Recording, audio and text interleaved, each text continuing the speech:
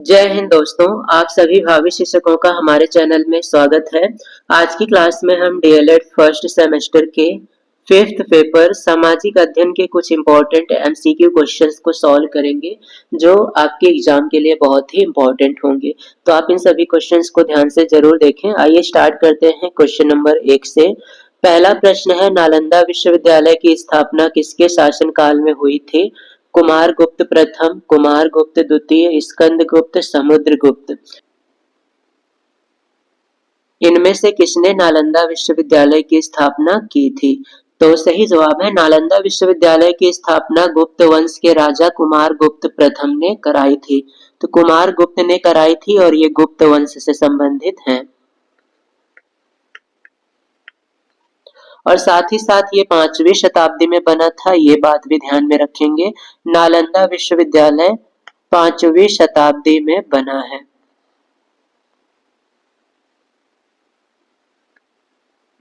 Next question है, उपनिषदों की कुल संख्या कितनी है? 105, 108, 106 या फिर 104?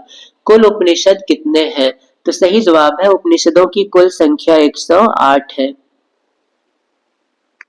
नेक्स्ट क्वेश्चन है, महाभारत के रचयिता कौन है? महर्षि वाल्मीकि, वेद व्यास, दोनों या फिर इनमें से कोई नहीं? इनमें से महाभारत की रचना किसने की है? तो सही जवाब है महाभारत के रचयिता महर्षि वेद व्यास हैं। महर्षि वाल्मीकि ने रामायण की रचना की है। तो रामायण के रचनाकार हैं वाल्मीकि जी और वेद व्यास हैं महाभारत के रचयिता। नेक्स्ट क्वेश्चन है, शक्ति के प्रमुख साधन क्या हैं? कोयला, विद्युत, खनिज तेल, लोहा इस्पात, वायु एवं जल या फिर सभी? तो इनमें से ये सभी ही शक्ति के प्रमुख साधन हैं।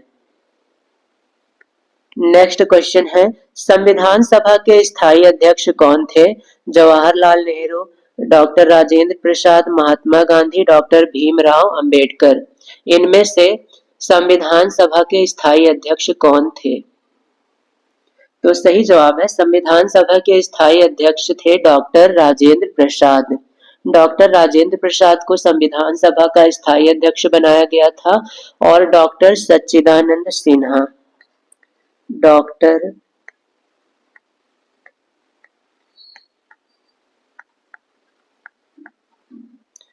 डॉक्टर सच्चिदानंद सिन्हा इन्हें संविधान सभा का अस्थायी अध्यक्ष बनाया गया था। संविधान सभा के स्थायी अध्यक्ष थे डॉक्टर राजेंद्र प्रसाद और अस्थायी अध्यक्ष थे डॉक्टर सच्चिदानंद सिन्हा। और साथ ही साथ संविधान सभा का गठन हुआ था 6 दिसंबर 1946 को। 6 दिसंबर 1946 को संविधान सभा का गठन हुआ था। नेक्स्ट क्वेश्चन है, मेसोपोटामिया की सभ्यता का जन्म कहाँ हुआ था? नील नदी की घाटी के किनारे, सिंधु नदी की घाटी के किनारे, दजला फरात नदी की घाटी के किनारे, यांगटी सिक्यांग नदी घाटी के किनारे। मेसोपोटामिया की सभ्यता का जन्म इनमें से कहाँ हुआ था? तो सही जवाब है मेसोपोटामिया की सभ्यता दजला फरात नदी के किनारे विकसित हुई थी। नील नदी घाटी के किनारे मिस्र की सभ्यता का विकास हुआ था। मिस्र की सभ्यता विकसित हुई थी नील नदी की घाटी के किनारे।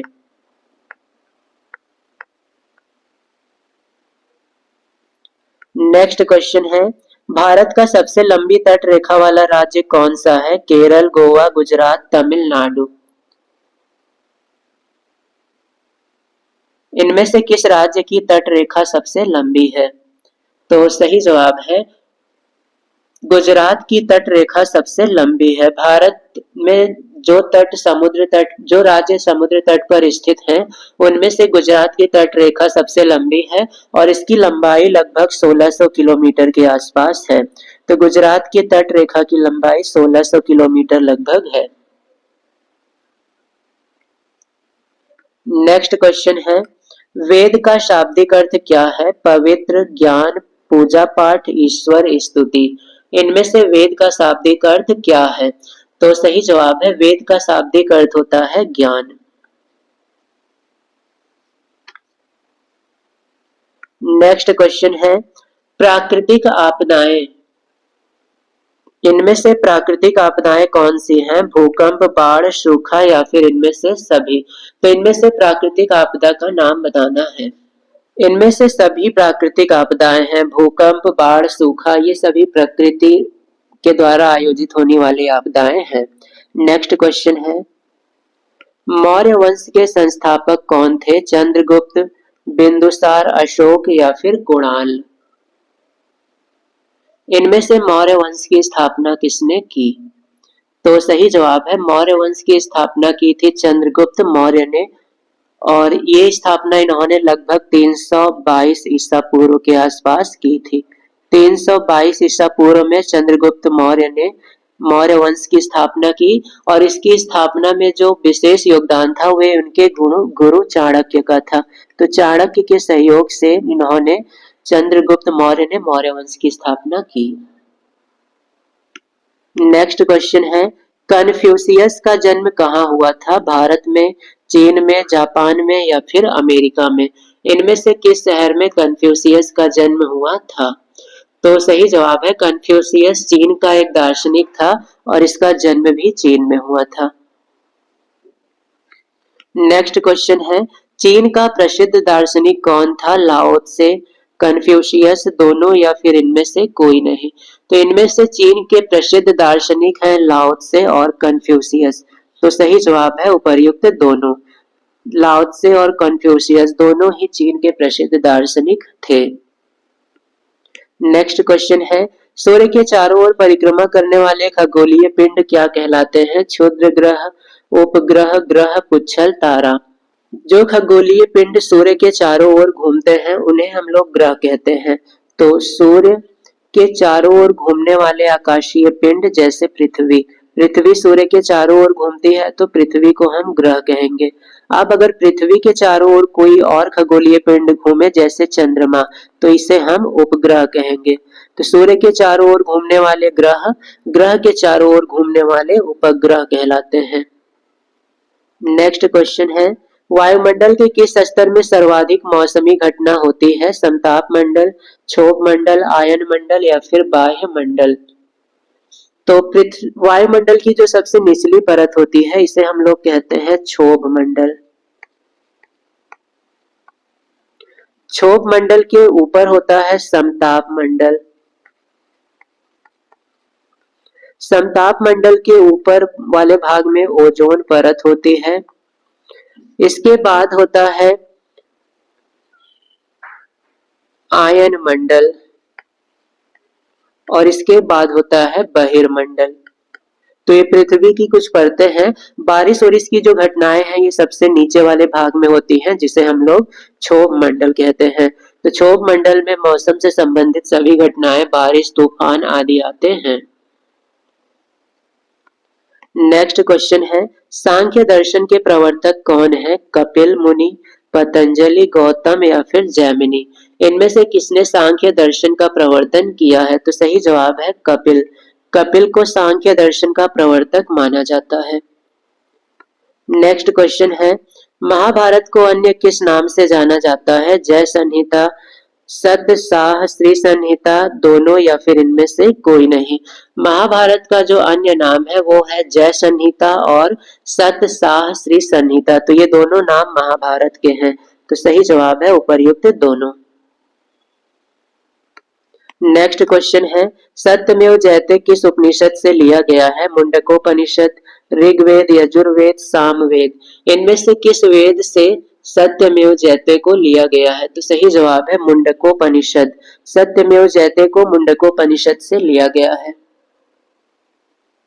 नेक्स्ट क्वेश्चन है, लीप वर्ष कितने वर्ष के बाद आता है? तो हम लोग जानते हैं कि वर्ष दो प्रकार के होते हैं, एक सामान्य वर्ष जिसमें 365 दिन होते हैं और दूसरा होता है लीप वर्ष जिसमें 366 दिन होते हैं। तो इसी लीप वर्ष में 366 दिन होते हैं जिसमें फरवरी 29 दिन की होती है। सामान्य वर्ष में फरवरी 28 दिन की होती है, लीप वर्ष में फरवरी 29 दिन की होती है और ये लीप वर्ष 4 वर्ष के बाद में आता है। तो जैसे 2024 है, 2024 जो अभी बीता है 2024 एक लीप वर्ष था क्योंकि इसमें फरवरी 29 दिन की थी। लीप वर्ष का पता लगाने के लिए 4 से भाग करते हैं। यदि पूरा पूरा भाग हो जाए तो वो लीप वर्ष होता है। तो जैसे 4 से भाग करेंगे, 4 पंजे 20, 4 छंग 24। पूरा पूरा भाग हो गया है, इसलिए 2024 एक प्रकार का लीप वर्ष है। तो सही जवाब है लीप वर्ष 4 वर्ष के बाद आते हैं। नेक्स्ट क्वेश्चन है, लीप वर्ष में फरवरी कितने दिन की होती है? तो अभी हमने आपको बताया लीप वर्ष में फरवरी 29 दिन की होती है और सामान्य वर्ष में फरवरी 28 दिन की होती है। सामान्य वर्ष में फरवरी होती है 28 दिन की और लीप वर्ष में फरवरी होती है 29 दिन की। नेक्स्ट क्वेश्चन है, सिंधु घाटी के निवासियों का मुख्य भोजन क्या था? गेहूं, चावल, जौ या फिर इनमें से सभी? इनमें से सिंधु घाटी सभ्यता के निवासियों का प्रमुख भोजन क्या था? तो सही जवाब है गेहूं, चावल, जौ, ये सभी सिंधु घाटी के निवासियों के प्रमुख भोजन थे। नेक्स्ट क्वेश्चन है, साम का क्या अर्थ है? यज्ञ, मंत्र, स्तुति या फिर गान? इनमें से साम का क्या अर्थ है? तो साम का शाब्दिक अर्थ होता है गान। नेक्स्ट क्वेश्चन है, वेदांग कितने होते हैं? 3, 5, 6 या फिर 7? तो वेदांग की कुल संख्या जो है वो है 6। तो सही जवाब होगा वेदांग कुल 6 है। नेक्स्ट क्वेश्चन है, गैर मान्यता विवाह इनमें से कौन सा है? ब्रह्म विवाह, गंधर्व विवाह, प्रजापत्य विवाह, आर्य विवाह? इनमें से किस विवाह को गैर मान्यता विवाह कहा जाता है? तो गंधर्व विवाह। गंधर्व विवाह एक गैर मान्यता प्राप्त विवाह है। नेक्स्ट क्वेश्चन है, उत्तर वैदिक कालीन संदेशवाहक क्या कहलाता था? दूत, पालागल, उग्र या फिर डाकिया? उत्तर वैदिक काल में जो संदेशवाहक होते थे उनको दूत कहा जाता था। नेक्स्ट क्वेश्चन है, बुद्ध के समकालीन कौन से सम्राट थे? प्रद्योत, अजातशत्रु, अशोक या फिर बिंबिसार? इनमें से कौन बुद्ध के समकालीन थे? तो सही जवाब है बुद्ध के समकालीन कई सम्राट थे, जैसे मगध के राजा बिंबिसार और अजातशत्रु, ये दोनों बुद्ध के समकालीन थे। कौशल के जो राजा थे प्रसेनजीत, कौशल के राजा प्रसेनजीत, ये भी बुद्ध के समकालीन थे। वत्स के राजा उदयन, वत्स के राजा थे उदयन, ये भी बुद्ध के समकालीन थे। तो यहाँ पर अजातशत्रु और बिंबिसार दोनों ही बुद्ध के समकालीन थे। तो कोई भी ऑप्शन हम सही नहीं कर रहे हैं क्योंकि ऑप्शन सही नहीं है। नेक्स्ट क्वेश्चन की ओर बढ़ते हैं। नेक्स्ट क्वेश्चन है, इतिहास घटनाओं या विचारों की उन्नति का सुसंबद्ध विवरण है, यह कथन किसका है? प्रोफेसर घाटे, प्रोफेसर कार, पंडित जवाहरलाल नेहरू या फिर रैम्पशन? तो ये कथन है रैम्पशन का। नेक्स्ट क्वेश्चन है, पुरा पाषाण काल की महत्वपूर्ण उपलब्धि क्या थी? पहिए का आविष्कार, आग की खोज, कृषि का आरंभ, स्थायी जीवन की शुरुआत? पुरा पाषाण काल में आग की खोज हुई थी और यही उनकी महत्वपूर्ण उपलब्धि थी। नेक्स्ट क्वेश्चन है, पहिए का आविष्कार कब हुआ था? नवपाषाण काल, मध्य पाषाण काल, पुरा पाषाण काल, ताम्र पाषाण काल? इनमें से किस काल में पहिए का आविष्कार हुआ? तो सही जवाब है पहिए का आविष्कार नवपाषाण काल में हुआ था। नेक्स्ट क्वेश्चन है, महापाषाण से क्या तात्पर्य है? धार्मिक अनुष्ठान, उपकरण, पर्वत श्रृंखला या फिर समाधि? महापाषाण का मतलब होता है पर्वत श्रृंखला से। नेक्स्ट क्वेश्चन है, सांची का स्तूप किस राज्य में स्थित है? उत्तर प्रदेश, बिहार, मध्य प्रदेश, महाराष्ट्र? इनमें से किस राज्य में सांची का स्तूप स्थित है? तो सही जवाब है सांची का स्तूप मध्य प्रदेश के रायसेन जिले में स्थित है। तो मध्य प्रदेश के रायसेन जिला, मध्य प्रदेश के रायसेन जिले में सांची का स्तूप स्थित है और इसे विश्व धरोहर स्थल के रूप में भी घोषित किया गया है। नेक्स्ट क्वेश्चन है, कौशल महाजनपद की राजधानी क्या थी? श्रावस्ती, वाराणसी, चंपा या फिर कौशाम्बी? इनमें से कौशल की राजधानी क्या थी? तो सही जवाब है कौशल की राजधानी थी अयोध्या और श्रावस्ती। तो कौशल की दो राजधानियां थी और इनमें से एक है श्रावस्ती और दूसरी है अयोध्या। साथ ही साथ ध्यान रखेंगे कौशल 16 महाजनपदों में से एक है। इतिहास में हमें 16 महाजनपदों का उल्लेख मिलता है, उनमें से एक है कौशल महाजनपद। नेक्स्ट क्वेश्चन है पिरामिड किस देश में है? यूनान, रोम, मिस्र या फिर सऊदी अरब? इनमें से किस देश में पिरामिड पाए जाते हैं? तो सही जवाब है पिरामिड मिस्र में पाए जाते थे। नेक्स्ट क्वेश्चन है पुरा पाषाण काल में मानव का व्यवसाय क्या था? आखेट, कृषि, व्यापार या फिर शिल्प?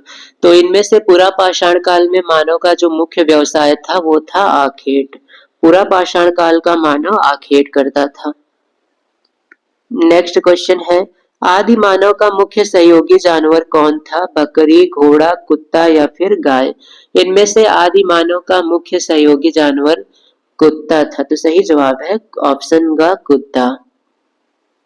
नेक्स्ट क्वेश्चन है त्रिपिटक किस धर्म से संबंधित है? जैन धर्म, बौद्ध धर्म, वैदिक धर्म या फिर सभी धर्म से? तो त्रिपिटक का मुख्यतः जो संबंध है वो जैन धर्म से था। नेक्स्ट क्वेश्चन है सबसे प्राचीन वेद कौन सा है? ऋग्वेद, यजुर्वेद, सामवेद या फिर अथर्ववेद? इन चारों वेदों में से सबसे जो प्राचीन वेद है वो है ऋग्वेद। ऋग्वेद को सबसे प्राचीन वेद माना जाता है। नेक्स्ट क्वेश्चन है इतिहास के अध्ययन का स्रोत क्या है? साहित्य, स्मारक, शिलालेख या फिर सभी? इनमें से साहित्य, स्मारक, शिलालेख सभी इतिहास के अध्ययन के स्रोत हैं। नेक्स्ट क्वेश्चन है इनमें से कौन भारतीय अर्थशास्त्री है? मार्शल, पीगू, जेके मेहता या फिर कीन्स? इनमें से भारतीय अर्थशास्त्री कौन है? तो सही जवाब है जेके मेहता। जेके मेहता एक भारतीय अर्थशास्त्री हैं। नेक्स्ट क्वेश्चन है 21 जून को सूर्य की किरणें सीधी किस रेखा पर पड़ती है? मकर रेखा, आर्कटिक रेखा, विषुवत रेखा या फिर कर्क रेखा? सूर्य की किरणें 21 जून को सीधी पड़ती है कर्क रेखा पर। तो यहाँ पर सही जवाब है कर्क रेखा। नेक्स्ट क्वेश्चन है मानचित्र की उत्पत्ति मैप्पा शब्द से हुई है, ये किस भाषा का शब्द है? जर्मन, अंग्रेजी, लैटिन, हिंदी? मैप्पा का संबंध किस भाषा से है? तो सही जवाब है मैप्पा लैटिन भाषा का शब्द है। नेक्स्ट क्वेश्चन है पंचवर्षीय योजनाओं को अंतिम रूप कौन देता है? योजना मंत्री, राष्ट्रपति, प्रधानमंत्री, राष्ट्रीय विकास परिषद? इनमें से कौन सी संस्था पंचवर्षीय योजनाओं को अंतिम रूप देती है? पंचवर्षीय योजनाएं योजना आयोग, जिसे अब नीति आयोग कहा जाता है, योजना आयोग। योजना आयोग को अब नीति आयोग कहा जाता है। तो पंचवर्षीय योजनाएं योजना आयोग के द्वारा बनाई जाती हैं और इनके अनुमोदन करने का जो श्रेय होता है वो होता है राष्ट्रीय विकास परिषद। तो राष्ट्रीय विकास परिषद इनका अनुमोदन करते हैं। तो अनुमोदक का कार्य होता है राष्ट्रीय विकास परिषद। अंतिम रूप से मंजूरी दी जाती है राष्ट्रीय विकास परिषद के द्वारा। नेक्स्ट क्वेश्चन है शक संवत 78 ईस्वी किसके द्वारा चलाया गया था? कनिष्क, अशोक, चंद्रगुप्त मौर्य या फिर समुद्रगुप्त? इनमें से किसने शक संवत को चलाया था? तो सही जवाब है शक संवत कनिष्क के द्वारा 78 ईस्वी में चलाया गया था। नेक्स्ट क्वेश्चन है इंडिका पुस्तक के लेखक कौन थे? कौटिल्य, मेगस्थनीज, सिकंदर या फिर अरस्तु? इंडिका पुस्तक की रचना किसने की है? तो सही जवाब है इंडिका पुस्तक के रचनाकार मेगस्थनीज हैं। कौटिल्य ने अर्थशास्त्र की रचना की थी, ये बात भी ध्यान रखेंगे। कौटिल्य, जिन्हें चाणक्य भी कहा जाता है, उन्होंने अर्थशास्त्र की रचना की है। नेक्स्ट क्वेश्चन है राजुक किन्हें कहा जाता था? चोल राज्य के व्यापारी को, गुप्त साम्राज्य में सामंत वर्ग को, मौर्य शासन में न्यायाधीश को या शक सेना सैनिक को? इनमें से राजुक कौन थे? तो सही जवाब है मौर्य साम्राज्य में न्यायाधीशों को राजुक कहा जाता था। नेक्स्ट क्वेश्चन है, जिले में परिवार कल्याण का कार्य कौन करता है? जिला न्यायाधीश, बेसिक शिक्षा अधिकारी, मुख्य विकास अधिकारी, जिला चिकित्सा अधिकारी। इनमें से जिले में परिवार कल्याण का कार्य किसके द्वारा किया जाता है? तो सही जवाब है मुख्य चिकित्सा अधिकारी जिले में परिवार कल्याण का कार्य करता है। नेक्स्ट क्वेश्चन है, नगर निगम का सर्वोच्च निर्वाचित अधिकारी कौन होता है? सदस्य, अध्यक्ष, उपाध्यक्ष या फिर मेयर? नगर निगम के सर्वोच्च निर्वाचित अधिकारी को क्या कहा जाता है? तो सही जवाब है मेयर। नगर निगम के सर्वोच्च निर्वाचित अधिकारी को मेयर कहा जाता है। मेयर को हिंदी में महापौर कहते हैं, तो ये बात भी ध्यान में रखेंगे। नगर निगम का सर्वोच्च अधिकारी मेयर या महापौर होता है। नेक्स्ट क्वेश्चन है, मनरेगा योजना भारत सरकार द्वारा कब शुरू की गई थी? 2000 में, 2002 में, 2004 में या फिर 2006 में? तो मनरेगा योजना का पूरा नाम है महात्मा गांधी राष्ट्रीय ग्रामीण रोजगार गारंटी योजना, जिसे भारत सरकार ने 2 फरवरी 2006 को शुरू की थी। तो ये योजना 2 फरवरी 2006 को शुरू की गई थी, जिसके तहत ग्रामीण परिवार के वयस्क सदस्य को 100 दिन का रोजगार मिलता है। तो इसका फुल फॉर्म जरूर याद रखेंगे, महात्मा गांधी राष्ट्रीय ग्रामीण रोजगार गारंटी योजना। तो यहाँ पर सही जवाब है 2006। नेक्स्ट क्वेश्चन है, सिंधु सभ्यता के घर किसके बनाए जाते थे? ईंट, बांस, पत्थर या फिर लकड़ी? सिंधु घाटी सभ्यता का घर इनमें से किस चीज से बनाया जाता था? सिंधु घाटी सभ्यता के जो घर बनाए जाते थे वो ईंट से बनाए जाते थे और उन्हें इसमें विशेषता प्राप्त थी।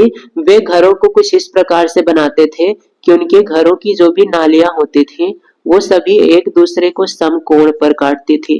तो गृह व्यवस्था में सिंधु सभ्यता को बहुत ही विशेष था, गृह व्यवस्था।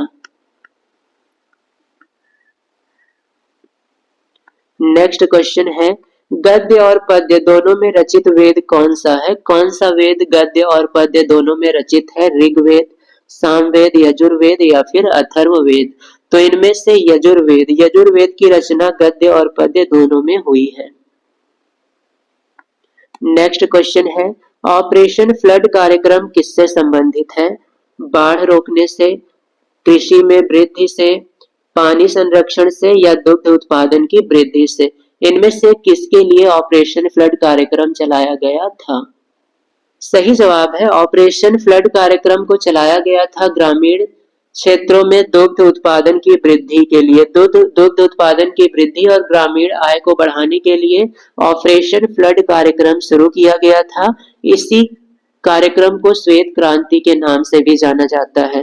तो ऑपरेशन फ्लड कार्यक्रम को श्वेत क्रांति भी कहा जाता है और श्वेत क्रांति का संबंध दुग्ध उत्पादन से है। दुग्ध उत्पादन, और साथ ही साथ इस योजना को 1970 में शुरू किया गया था, ये पॉइंट भी ध्यान में रखेंगे। तो इस प्रकार से आज की क्लास को हम यहीं पर विराम करते हैं। इसी प्रकार से आप अपनी तैयारी करते रहें। यदि आप चैनल पर नए हैं तो चैनल को सब्सक्राइब और वीडियो को एक लाइक जरूर करें।